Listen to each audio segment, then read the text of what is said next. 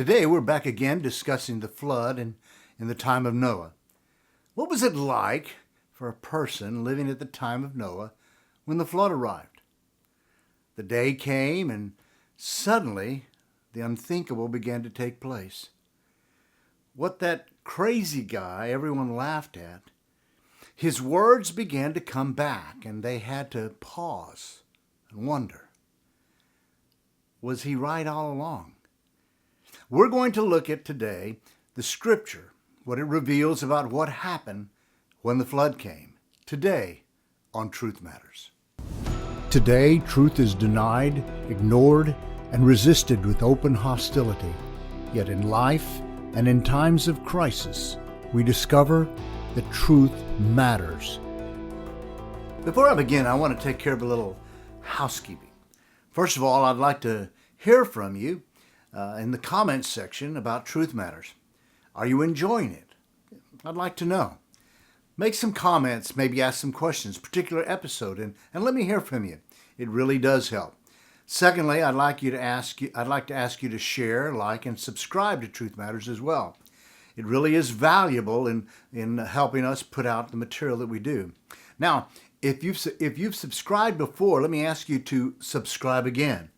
The reason for this might be obvious for some of you because I've heard from you. Several weeks ago, something occurred on YouTube, particularly my channel, and several subscribers no longer found themselves subscribed, and so they no longer received notifications and had trouble finding me. I myself had to re-sign into the channel.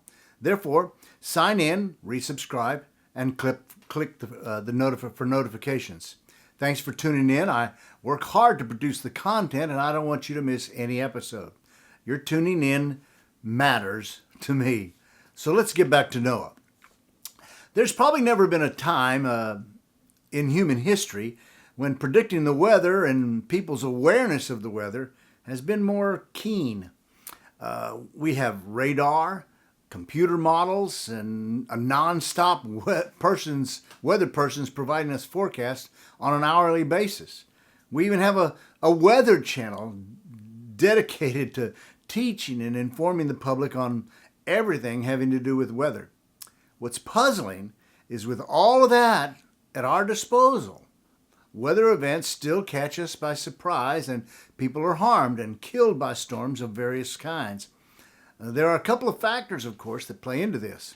Truth is, there's an aspect of our weather that is totally beyond the control or predicting power of mankind despite all of our technology.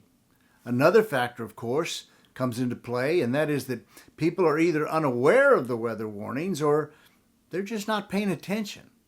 Either one of these can place a person in harm's way when it comes to the weather. Now, at the time of Noah, they had no such weather forecasting. But I'm sure with the long lifetimes that individuals had, and that they had a good idea, they'd obtained a good idea of weather patterns and seasons. But in the case of Noah and his predictions, I'm certain that almost everyone had totally stopped listening to him and his warnings. Let's begin looking at the context of this flood narrative. The full narrative is covered in Genesis 6:9 through 9:19. And the structure that's used in this narrative is something called chiastic structure. Simply defined, this is a literary device where words, grammatical construction, or concepts are presented in a particular order and then repeated in reverse order. I don't want to get too bogged down in this. It's better understood visually, which really works for me because I myself am a visual learner. And you'll see what I mean if I show this to you. Genesis 6:9 through 10 is a transitional introduction of Noah and his sons. In Genesis 6:11 through 12, you have the corruption of all flesh. In Genesis 6:13 through 22, God resolves to destroy the earth by a flood. In Genesis 7:1 through 10, God commands Noah to enter the ark. Genesis 7:11 through 16 is the beginning of the flood over all the earth. In Genesis 7:12 through 24, the waters rise. In Genesis 8:1a, we see the central theme of the flood. God remembered Noah. Now the pattern goes in reverse. Genesis 8:1b through 5, waters recede. In Genesis 8, 6 through 14 is the end of the flood and the drying of the land. In Genesis 8, 15 through 19, God commands Noah to leave the ark. In Genesis 8, 20 through 22, God resolves to never again destroy the earth by a flood. In Genesis 9, 1 through 17, God makes a covenant with all flesh. And then in Genesis 8, 18 through 19 is a transition conclusion with Noah and his sons. Now, this same pattern is also seen in the stating of numbers in relation to the progression of time. We have 7 days in Genesis 7:4 and 7:10, then 40 days in 7:12, 150 days in 7:24. Then the progression repeats again with 150 days in 8:3, then 40 days in 8:3, then 7 days in 8:10 and 8:12. Now you may ask, why is this important? You see, there have been those who desire to disregard the flood account as a myth created from different sources. But what you see in this structure is a single author using an organized technique to convey that this flood had both a method and a message. It wasn't a haphazard event. Also, the flood is more than a work of wrath. It was that, but it was more than that. And at the center of the story was a message of redemption. Noah, his family, and the creatures of the earth were being rescued. God's purpose was not doomed. His compassion is on display even in the flood. And also, at the center of this narrative is this statement: God remembered Noah. His redemption comes out of his promise. He promised to rescue Noah, and what did he do? He did rescue him. This is a story of old promises kept and new promises declared with a colored bow in the sky. In our context of our present wicked world, our trust is in a promise-keeping God. He remembers his people and the promises that he makes. That's important to remember. This is what happened in the flood. God saves his people. Living in a wicked world, he saves them. Now comes the hard part. In order to rescue, he brought a flood. This flood covered the whole world. Let's look at it. Noah built an ark. Genesis 6:15 says, "The length of the ark shall be 300 cubits, its width 50 cubits, and the height 30 cubits. The dimension of the ark was about 450 feet long, 75 feet wide, and 45 feet tall. It had 3 levels for all the passengers, man, and animals. Noah and his sons worked 120 years preparing the ark. There had been ample time of warning, preaching, and demonstrating that the flood was coming. But they didn't listen. Although the Bible doesn't describe their response, there's no reason to believe that Noah didn't face hostility from the world around him. It was a wicked world, but he obeyed God. Then in Genesis 7:1, God told Noah to enter the ark. Genesis 7:16 states that God closed the door behind him. Then for 7 days they were in the ark, obedient to the command of God, waiting. Then after 7 days, it came. Man, did it come. In Genesis 7:10 and 11, it says, "Now it came about after 7 days that the waters of the flood came upon the earth. In the 600th year of Noah's life, in the 7th month, on the 17th day of the month, on that day, all the fountains of the great deep burst open, and the floodgates of the sky were open." It happened just as God said it would. In these 2 short phrases come a simplification of an unrepeated catastrophe. Nothing like it had ever happened. This event reshaped the entire globe. The old world was destroyed and covered. It says the fountains of the great deep burst open. From deep within the earth, waters burst forth upon the surface of the land. Now, several theories have been proposed as to what this means. Myself, I don't know. I read recently an article that reported this. Try this one on for size. Did you know that there's an absolutely massive supply of water hidden underneath the Earth's crust that's 3 times bigger than the oceans that sit on the surface? This huge supply of water is buried a whopping 400 miles underground, so it's not exactly accessible. Do tell. I guess that's a source that only God could access. But regardless, before scientists made their discovery, God declared that he burst water from the great deep, and it was lots of water. It also says that the floodgates of the sky were open. Genesis 7:17 states, "Then the flood came upon the earth for 40 days, and the waters increased and lifted up the ark so that it rose above the earth. The waters came down, and the waters burst forth, and the levels increased, and it lifted the ark." The waters were rising and increasing in depth.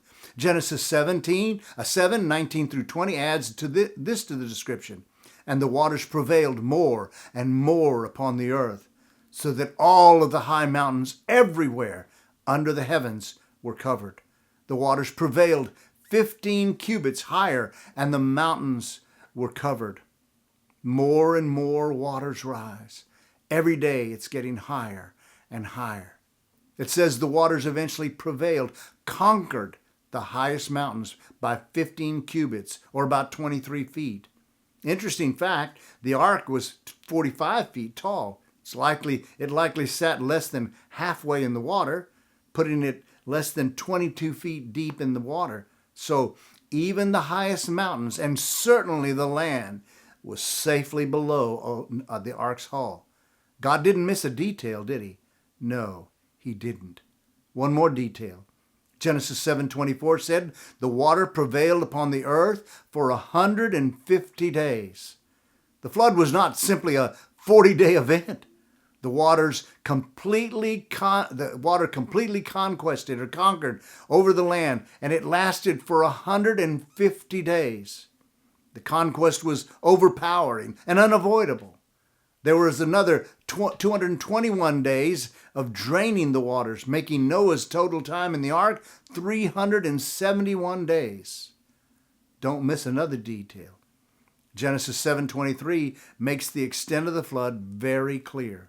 "So he wiped out every living thing that was upon the face of the land, from mankind to animals to crawling things and the birds in the sky, and they were wiped out from the earth. And only Noah was left together with those with him in the ark."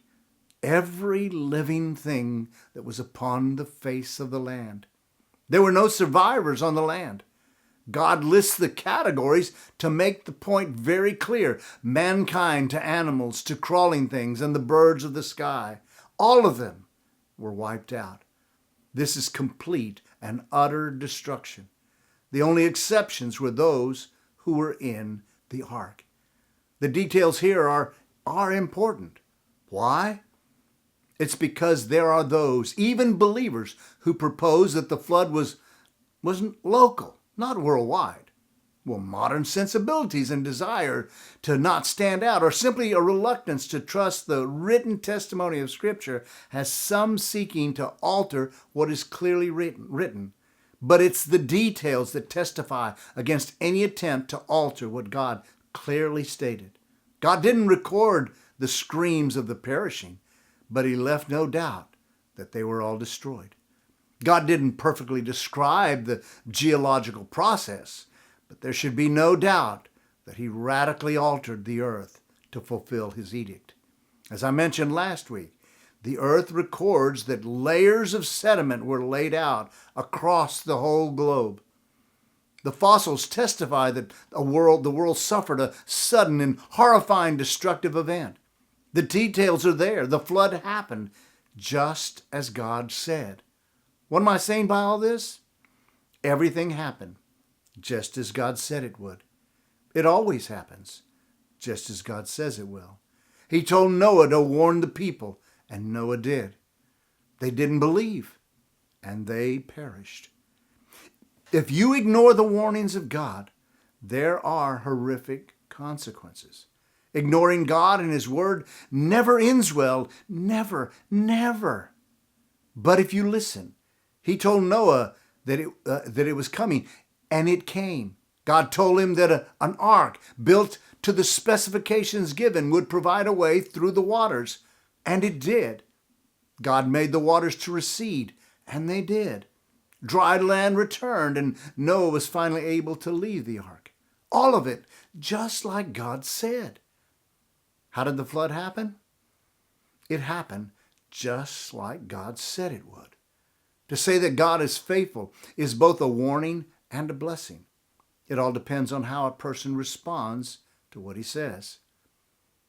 It was that way in the past. It's that way in the present. And it will be that way in the future. Our God is faithful.